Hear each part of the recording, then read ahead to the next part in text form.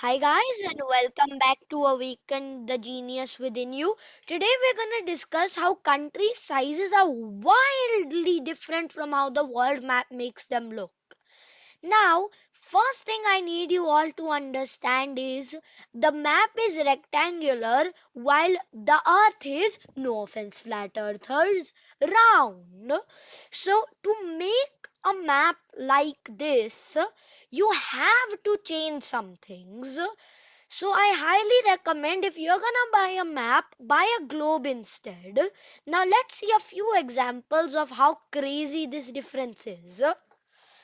Now let's take Turkey for example. Its size is pretty right. But if you take it up, it looks like this.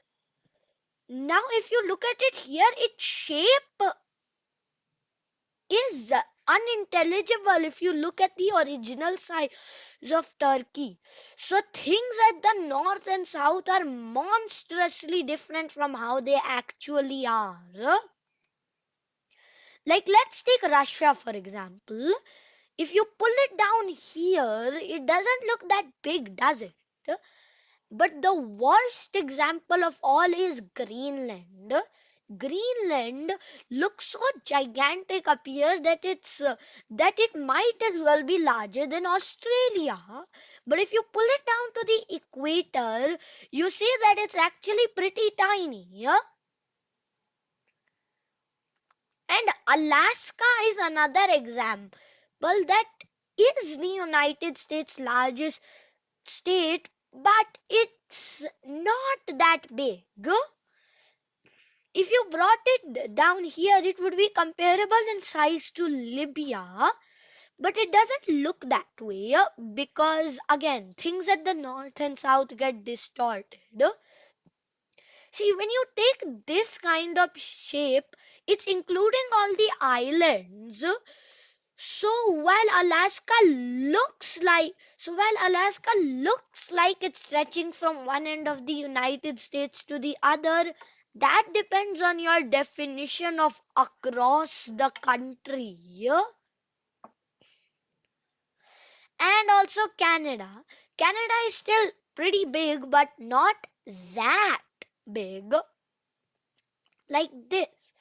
And again, if you bring it up to the north, it's a bit like this. If you what? What even is that? So you see how countries are really wildly different from what the world map makes them look. Now just for a few more senses of scale, I'm gonna pick a few more countries. Now see, the website I'm using here is called thetruesize.com. You can go to it yourself and check it out if you want to after you finish watching this video. So let's take Antarctica. See how big it looks. Now if you pull it up, Antarctica is still pretty big, only about 3 only about 3 million square kilometers smaller than Russia, but not that big. See again, Antarctica is this little thing sticking out, which makes the difference between its top end and its bottom end a lot more than it should be. So that's another trick that fools you. And there's Norway, which is pretty okay because it's very small. But if you pull it down here, it gets smaller and smaller and smaller. And don't be fooled. The small size is the real size. Because since the earth is round, the equator is the closest you get to a flat plane. So that's where the sizes would be the most accurate. That's why countries, that's why countries like the DRC larger, look larger than say Norway because they are larger than Norway.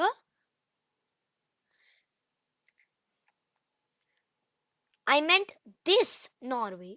That Norway again looks. What the heck? Like, I mean, you won't realize it because Norway is such a small country, but when you drag it down here, you realize how different it actually is.